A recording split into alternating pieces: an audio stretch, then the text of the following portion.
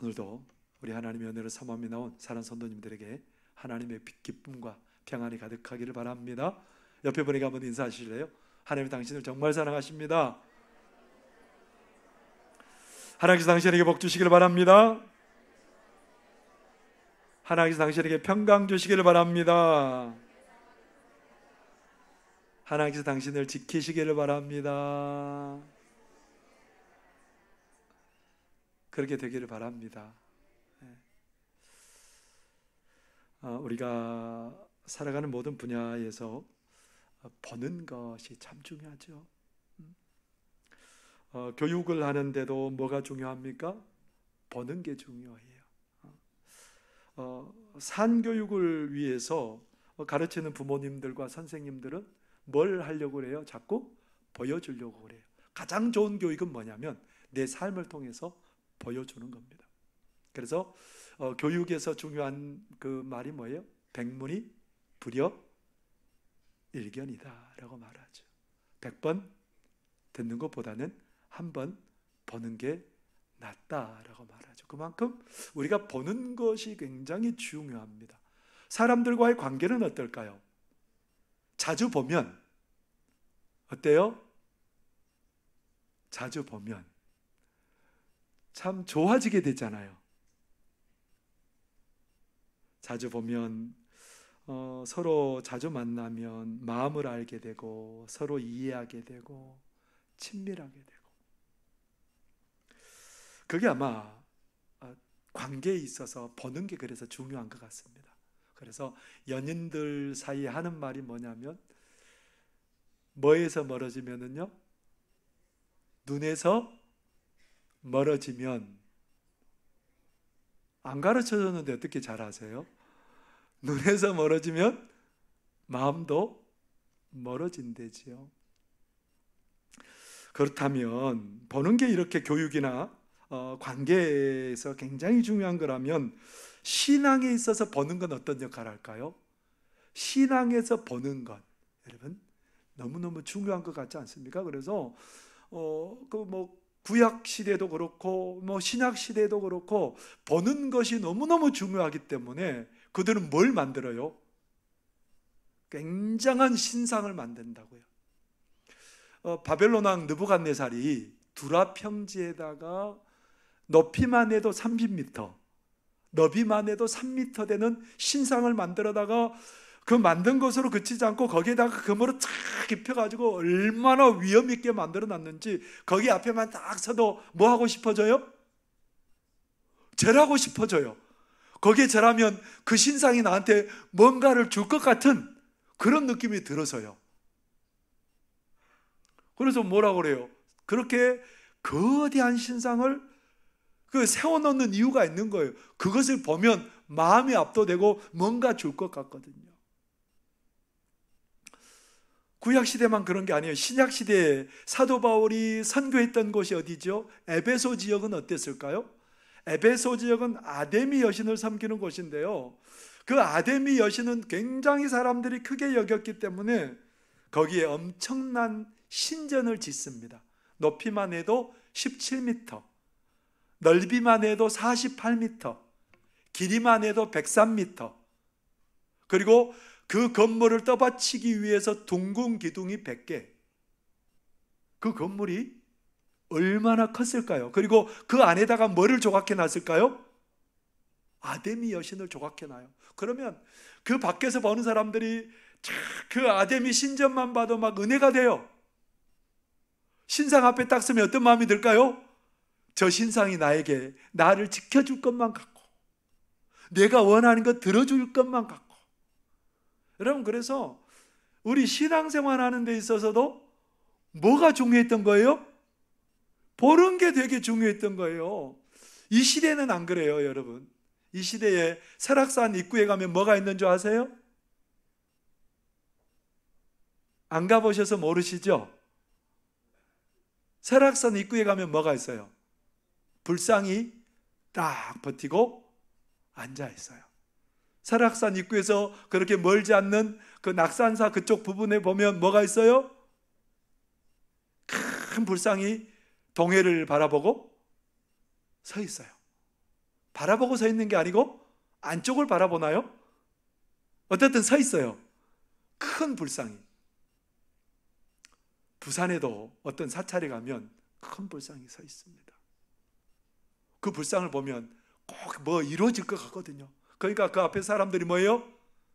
넙죽 절하기도 하고요. 그 불상을 돌면서 자기의 소원을 빕니다.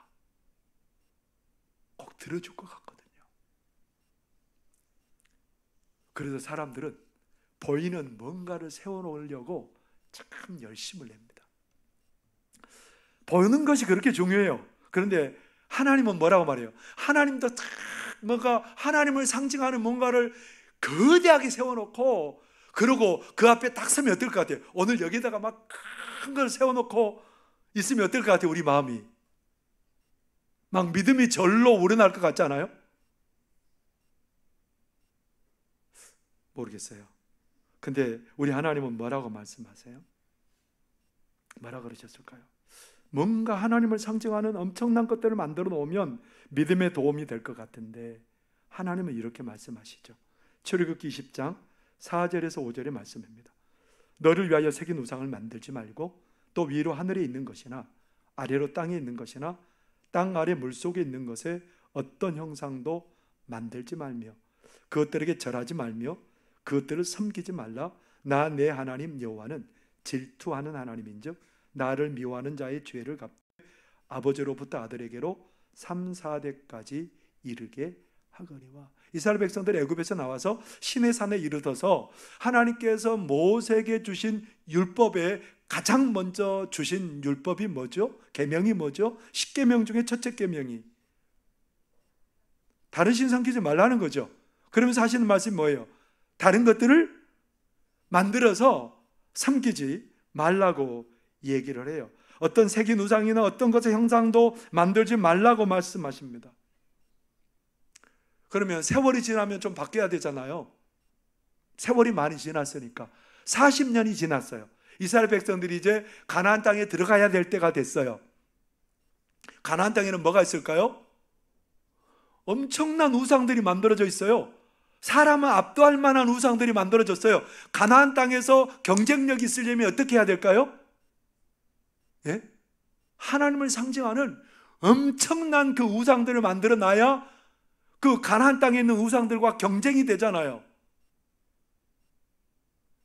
그래서 하나님 뭐라고 말씀하시면 돼요? 야, 너희들은 가나안 땅에 들어가면 엄청난 형상을 만들어 가지고 섬겨라 그랬을까요? 신명기 5장 8절에서 9절에 보면 모세를 통해서 하나님이 이렇게 말씀하십니다. 너는 자기를 위하여 새긴 우상을 만들지 말고 위로 하늘에 있는 것이나 아래로 땅에 있는 것이나 땅 및 물속에 있는 것에 어떤 형상도 만들지 말며 그것들에게 절하지 말며 그것들을 섬기지 말라. 나 내 하나님 여호와는 질투하는 하나님인즉 나를 미워하는 자의 죄를 갚되 아버지로부터 아들에게로 3, 4대까지 이르게 하거니와. 똑같아요. 40년 전에 주셨던 말씀이나 앞으로 가나안 땅에 들어가서 그들이 지켜야 될 말씀이나 똑같아요. 뭘 만들지 말라는 겁니까? 어떤 형상이든지 만들지 말라. 만들어서 좀 보이면 신앙에 유익이 될 것 같은데 우리 하나님이 뭐라고 말해요? 만들지 말라는 거예요. 아니 도대체 왜요? 왜 하나님이 만들지 말라는 거예요? 왜 그렇다고 생각하세요? 재료비가 많이 드니까요? 만들기가 어려우니까요? 그래서 그럴까요?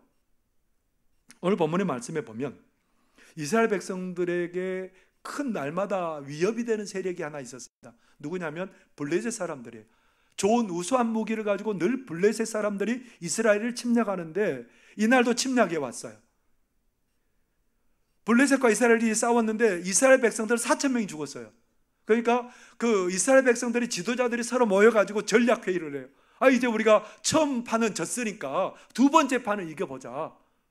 그렇게 해서 이제 전략회의를 했는데 전략회의에서 나온 의견이 뭐냐면 하나님의 임재를 상징하는 10계명이 든 법궤를 가지고 우리가 여기에서 나가면 이길 거다. 틀림없이. 이 사람들은 뭐 했어요? 그래서 실로에 있는 하나님의 법궤를 메어다가 전쟁터에 임했습니다. 사무엘상 4장 4절에 보면 뭐라고 말씀하시냐면, 이에 백성이 실로에 사람을 보내어 그룹 사이에 계신 만군의 여호와의 언약궤를 거기서 가져왔고, 엘리의 두 아들 홈니와 비느하스는 하나님의 언약궤와 함께 거기에 있었더라. 언약궤가 이스라엘 진중에 들어오니까 이스라엘 백성들이 막 사기 충천했어요. 와! 얼마나 소리가 컸던지 땅이 진동할 정도였어요. 블레셋 사람은 이제 죽었구나. 우리는 하나님을 상징하는 언약궤가 들어왔으니 이제 우리 죽었다. 그 하나님은 애굽에 큰 재앙을 내리신 하나님이니까 우리 이제 죽게 생겼다. 누가 이겼을까요? 누가 이겼을까요? 하나님의 법궤가 들어왔는데 이스라엘 백성들이 참패를 당했어요. 이스라엘 백성들이 3만 명이 그 자리에서 죽고, 법궤까지 가지고 온 법궤까지 빼앗겨 버렸습니다. 이겨야지 왜 집니까? 그들은 하나님의 눈에 보이지 않는다고 하나님을 안 믿었거든요. 하나님을 경외하지 않았거든요. 하나님의 법궤가 빼앗겼습니다. 블레셋 사람들은 너무너무 행복해가지고 이제 하나님의 법궤를 블레셋 지경의 아스돗이라는 성읍에 들여놓게 됐어요. 블레셋은 5 성읍 연맹체로 만들어졌어요.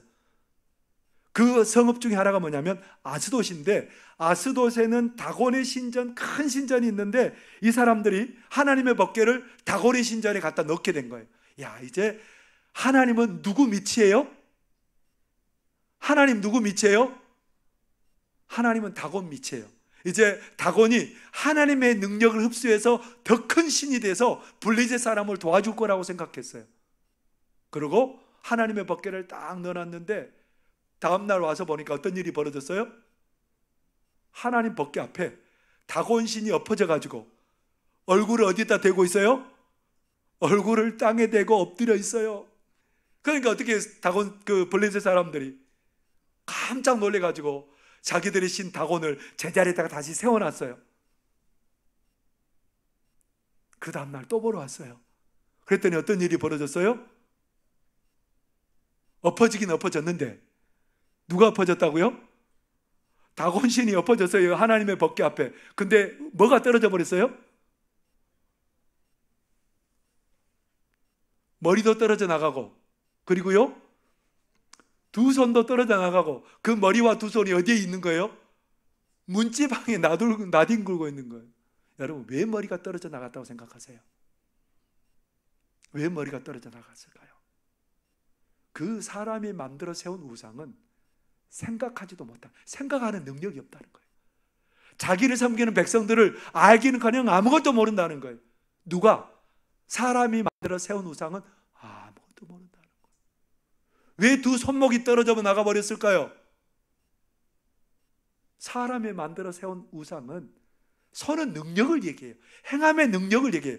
자기가 섬기는 백성을 위해서 아무것도 해줄 것이 없는 게 이 다곤신이라는 거예요. 근데 그 정도 했으면 어떻게 해야 돼요? 블레셋 사람들이? 어떻게 해야 돼요? 아이고, 하나님이 살아계신 분이네. 보이지는 않아도 우리가 만들어 놓은 우상은 아무것도 아니되라고 하나님을 섬겨야 되는데 어떻게 해야 돼요? 어떻게 하고 있어요? 여전히 보이는 다곤을 섬기기를 고집해요. 그런데 우리 하나님은 형상으로 보이지는 않지만, 우리 하나님께서 우리가 만들어서 섬기지도 않지만, 그 하나님은 어떤 하나님이에요? 하나님의 백성들을 돌보신 하나님이고, 하나님 백성들의 사정을 하신 하나님이고, 그 능력의 손으로 하나님의 백성들이 역사하시는 하나님이라는 겁니다. 하나님 역사하세요. 어디에서 역사하세요? 이스라엘 땅에만 역사하는 게 아니고 블레셋 땅에서도 역사하세요, 우리 하나님이. 그래서 6절에 보면 오늘 뭐라고 말씀하시죠? 한번 읽어볼까요? 같이 6절 시작. 여호와의 손이 아스돗 사람에게 엄중히 닿아서 독한 종기의 재앙으로 아스돗과 그 지역을 쳐서 망하게 하니. 누가 역사한 거예요? 하나님이 역사한 거예요. 그래서 독한 종기가 나서 거기에 있는 사람들이 망하게 되었대요. 아수르 사람들이 할 수 없어서 이 하나님의 법궤를 어디로 넘기게 되냐면 가드라는 성읍으로 넘기게 돼요.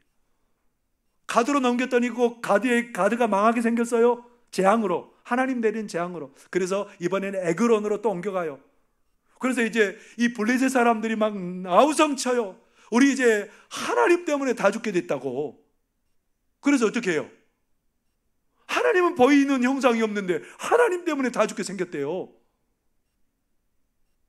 그래서 하나님의 임재를 상징하는 그 법궤를 새술에다가 싣고 젖을 먹이는 그 소의 그걸 끌게 하고 다시 이스라엘 땅으로 돌려보냈습니다. 젖나는 소 2마리로 그 법궤를 끌게 해서 이스라엘 진영으로 돌려보냈습니다. 당시 사람들이 뭘 중요하게 여겼는지 생각할 수 있어요. 뭘 중요해요? 그 사람들은 보이는 우상들을 굉장히 소중하게 여겼던 거예요. 그 당시 사람들은 그렇게 보이는 그런 우상들은 우리 인간들처럼 똑같아요. 저는 여기에 지금 살고 있잖아요. 오산에. 그래서 저는 오산에 있는 것밖에 잘 몰라요. 근데 그렇게 오산 지역에 생긴 그 세운 신은 어디만 안다는 거예요? 근데 많은 그 당시 사람들은 여호와 하나님은 산의 신이라고 생각해요. 산에서만 역사하신 신이에요. 그래서 열왕기상 20장에 보면 아람 군대와 북이스라엘 군대가 싸움을 했답니다. 싸움을 했는데 이스라엘 백성들이 작은 군대로 아람 군대를 1차로 물리쳐 이겼어요. 그러니까 아람 사람들이 어떤 생각했냐면 저들이 섬기는 하나님은 산의 하나님이어서 우리가 산에서 싸워서 이 많은 군사를 우리가 졌으니까 이번엔 어디서 싸우자는 거예요?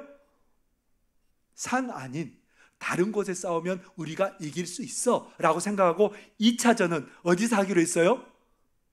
산을 피해서 다른 곳에서 하기로 결정을 했습니다. 열왕기상 20장 27절에서 28절에 이렇게 말하죠. 이스라엘 자손도 소집되어 군량을 받고 마주 나가서 그들 앞에 진영을 치니 이스라엘 자손은 2무리의 적은 염소 떼와 같고 아람 사람은 그 땅에 가득하였더라. 그때 하나님의 사람이 이스라엘 왕에게 나와 말하여 이르되 여호와의 말씀에 아람 사람이 말하기를 여호와는 산의 신이요 골짜기의 신은 아니라 하는도다. 그러므로 내가 이 큰 군대를 다 내 손에 넘기리니 너희는 내가 여호와인 줄을 알리라 하셨나이다 하니라. 북이스라엘의 군대는 얼마나 됐다고요? 염소 2떼가 될 만큼 너무너무 적은 무리가 전쟁에 나온 거예요. 근데 아람 군사들 얼마나 많았어요? 그 땅에 가득할 만큼 많았어요. 누가 이기겠습니까? 아람 군대가 이겨요. 산에서 싸움하지 않고 이제는 골짜기나 평지에서 싸우니까 이거 뭐 승률은 어디에 있는 거예요? 아람 군대에 있는 거예요. 근데 싸웠습니다. 어떤 일이 벌어졌을까요? 아람 군대 12만 7천 명이 다 죽임을 당하고 말았습니다. 아니 산에서 안 싸웠으면 이스라엘 백성들이 져야 되잖아요. 근데 이스라엘 백성들이 큰 승리를 얻었답니다. 우리 하나님은 어디에 계신 하나님이죠? 어디에 계신 하나님일까요? 우리 하나님은 이스라엘 땅에만 계신 하나님도 아니고요. 우리 하나님은 블레셋 땅에도 계시고요. 우리 하나님은 산에만 계신 하나님이 아니고 골짜기에도 계시고 평지에도 계시고 어디든지 계시는 하나님인 줄 여러분 믿으시기를 바랍니다. 그래서 하나님은 어떤 형상을 만들지 말라고 하는 거예요.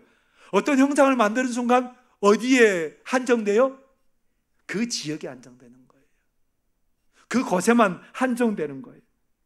우리 하나님은 어디에 계신다는 거예요? 형상을 만들지 말라고 하신 이유가 이제는 드러난 거예요. 나는 어디든지 있는 하나님이라는 거예요. 내 백성들과 어디든지 언제든지 함께 하시는 하나님이라는 것을 알려주고 싶으신 거예요. 우리 하나님께서는 우리 사랑하는 성도님들이 어디 있든지 함께 계시는 줄 믿습니다. 어떤 형편에서든지 우리와 함께 하시는 줄 믿습니다. 남유다 백성들이 하나님 앞에 범죄했어요.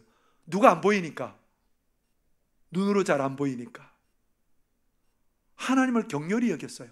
하나님의 말씀을 지키지 않았어요. 그러다가 하나님의 진노로 바벨론의 포로로 끌려가게 되었답니다. 그 끌려간 사람 중에 다니엘, 이름 기억나시죠? 그 세 친구가 뭐죠? 사드락과 메삭과 아벳느고. 어디에 끌려갔어요? 이스라엘 땅이 아닌 이역만리 타국인 바벨론으로 끌려갔습니다. 거기에는 누가 안 계셔야 돼요? 아니, 하나님은 이스라엘 땅 벗어났으니까 안 계셔야 되잖아요. 그렇죠? 아니라고요? 근데 그곳에서 어떤 일이 벌어졌냐면, 아까도 말씀드렸던 두라 평지에 그 신상을 세워놓고 지도자들을 다 불러서 절하라고 그랬습니다. 절 안 하면 어디다 넣는다는 거예요? 용광로에 넣어서 죽인다는 거예요. 7배 더 뜨겁게 했어요. 사드락과 메삭과 아벳느고가 절 안 해요. 하나님을 섬겨요. 하나님을 경외하는 사람들이에요. 불 속에 들어갔습니다. 그 옆에 끼고 갔던 군인들은 불에 들어가기도 전에 타서 죽었는데 그 세 사람 불에 넣어졌어요. 결박당한 채. 근데 네 사람이, 결박되지 않는 사람이 그 불 속에 빙글빙글 도는 거예요. 느부갓네살이 놀래가지고 꺼내봤는데 머리카락 하나도 타지 않고 옷이 거르지 않았습니다. 어디에도 하나님이 계시다는 거예요. 이역만리 타국 땅에도 하나님이 계시지 않을 것 같은 그 땅에도 누가 계신다는 거예요? 우리 하나님이 거기에 계신다는 거예요. 우리 하나님은 계시지 않을 것 같은 그 불구덩이 속에 가운데도 누가 함께 계신다는 겁니까? 불구덩이 속에서도 우리 하나님은 거기에 계셨다는 겁니다. 우리 하나님은 하나님의 백성이 있는 모든 곳에, 하나님의 백성이 처한 모든 환경 가운데 우리 하나님은 오늘 나와 함께 하시는 하나님인 줄 믿습니다. 우리가 두려운 일을 자주 만나요. 우리가 극복할 수 없는 일들도 너무너무 우리 가운데 많은 삶이에요. 그런데 우리에게 두려워하지 말라는 겁니다. 우리 눈에 보이지 않는 영이신 하나님은 오늘 나와 함께 여기에 영원히 함께 계시는 줄 믿으시기를 바랍니다. 남유다 백성이 하나님 보이지 않는다고 그렇게 범죄하다가 어디로 끌려갔다고요? 바벨론에 끌려갔습니다. 포로로 잡혀갔습니다. 그 강한 제국인 바벨론의 손아귀에서 누가 건져내겠습니까? 누가 건져낼까요? 아무도 못 건져내요. 430년 동안 애굽에서 종살이하던 이스라엘 백성들을 누가 건져낼 수 있겠어요? 못 건져내요. 근데 누가 하세요? 하나님이 하세요. 하나님이 이스라엘 백성들을 건져내시려고 바벨론에서 역사하세요. 이제 그때가 다 끝났으니까 70년 만에 너희들이 다시 돌아오게 될 것이다. 바벨론의 손아귀에서 누가 건져내시겠다는 겁니까? 하나님이 그들의 손아귀에서 그들을 건져내시겠다는 겁니다. 우리 하나님은 어떤 하나님이기 때문에 그래요? 온 천지에 충만하신 하나님이에요. 우리 하나님 모든 시대 가운데 함께 하시는 하나님인 줄 믿습니다. 우리가 하늘에 우리가 있을지라도, 땅 속에 있을지라도, 바다 끝에 있을지라도 우리 하나님은 하나님의 백성과 함께 계시고 하나님의 백성들을 도와주신답니다. 이사야 41장 10절에서 13절 함께 같이 읽어보겠습니다. 시작. 두려워하지 말라. 내가 너와 함께함이라. 놀라지 말라. 나는 내 하나님이 됨이라. 내가 너를 굳세게 하리라. 참으로 너를 도와주리라. 참으로 나의 의로운 오른손으로 너를 붙들리라. 보라, 내게 노하던 자들이 수치와 욕을 당할 것이요 너와 다투는 자들이 아무것도 아닌 것 같이 될 것이며 멸망할 것이라. 내가 찾아도 너와 싸우던 자들을 만나지 못할 것이요 너를 치는 자들은 아무것도 아닌 것 같고 허무한 것 같이 되리니 이는 나 여호와 너의 하나님이 내 오른손을 붙들고 내게 이르기를 두려워하지 말라. 내가 너를 도우리라 할 것입니다. 여러분, 우리의 눈에 보이지 않는다고 우리 하나님은 우리와 함께 계시지 않는 분이 아니에요. 우리 하나님 어디에 계신다고요? 온 천지에 충만하신 하나님입니다. 여러분, 공기가 있다는 거 믿으세요? 안 보이는데 뭘 믿어요, 목사님? 눈에 보여야 믿지요. 근데 우리는 공기에 가득하게 둘러싸여 있는 사람들이에요. 공기가 안 보인다고 없습니까? 여러분, 하나님이 눈에 안 보인다고 안 계십니까? 영이신 우리 하나님은 우리의 삶에 충만하신 줄 믿으시기를 바랍니다. 우리의 삶의 모든 것에 계시고 우리의 모든 것을 보시고 우리의 삶의 모든 영역에서 역사하시고 일하시는 하나님인 줄 믿으시기를 바랍니다. 그래서 하나님은 뭘 만들지 말라고 말해요? 형상을 만들지 말라고 말해요. 하나님은 어디든지 계시기 때문에 그래요. 하나님 우리의 삶의 어느 순간에도 함께 계시기 때문에 그렇습니다. 강중민 목사님이 리더의 고백 고독이라는 책에서 자신이 어려웠던 시절의 얘기를 기록하고 있습니다. 이번에 1975년에 신학교를 들어갔답니다. 신학교에 들어갔는데 왜 신학생들이 그렇게 어려워요? 신학생들이 어려운 사람들이 너무 많았다는 겁니다. 자신도 수업료를 어떻게 내야 되고, 그리고 자신도 뭐 기숙사비를 어떻게 이렇게 매번 내야 되는지 너무너무 어려웠답니다. 이해가 안 됐어요. 하나님의 일을 하겠다고 나선 사람들 좀 풍족하게 해주면 안 돼요? 그런데 그 목사님이 깨닫게 된 것은 하나님은 영적인 지도자들을 키우기 위해서 그런 결핍이라는 방법을 동원하셨다는 겁니다. 그는 1982년에 미국에 유학을 갔어요. 유학을 간 지 3개월 만에 모든 재정이 바닥이 났어요. 아이를 딸에게 먹일 분유값조차도 없는 거예요. 주일날 드릴 헌금도 없는 거예요. 그때 이 목사님이 뭐 했냐면 옷장 하나를 치우고, 왜 옷장 하나 치웠을까요? 왜 치웠을까요?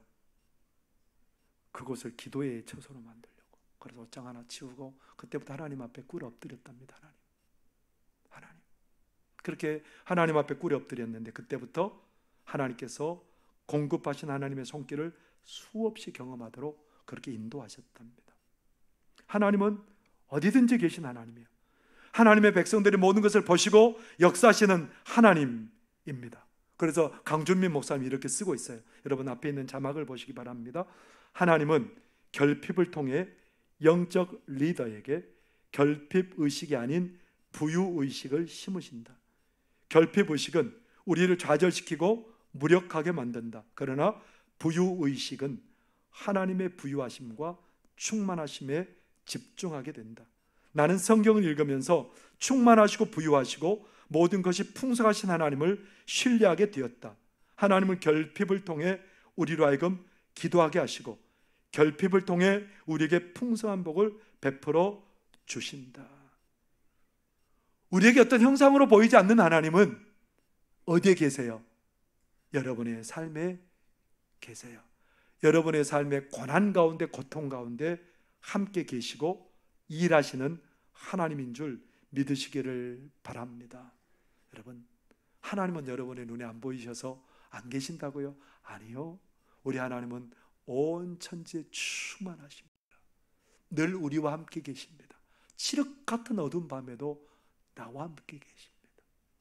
풍랑이는 그 바닷속에서 파도 속에서도 나와 함께 하심을 믿습니다. 어떤 어려운 일이 닥치더라도 그 하나님 바라보고 믿음으로 승리하는 그런 성도들이 되시기를 바랍니다. 기도하겠습니다. 사랑하는 하나님 아버지, 고맙고 감사합니다. 하나님은 온 천지에 충만하신 하나님인 줄 믿습니다. 하나님의 백성들과 어디든지 함께 계시는 하나님인 줄 믿습니다. 우리의 고난의 현장에도 함께 계시고 우리가 눈물을 흘리는 현장에도 함께 계시고 풍랑이는 바다 위에도 우리와 함께 계시는 하나님인 줄 믿습니다. 우리 온 성도들이 그 하나님을 날마다 의식하며 살게 하여 주시고 그 하나님의 임재를 경험하며 살아가는 그런 믿음의 사람들이 다 되도록 우리를 도와 주옵소서. 예수님 이름으로 기도하옵나이다. 아멘.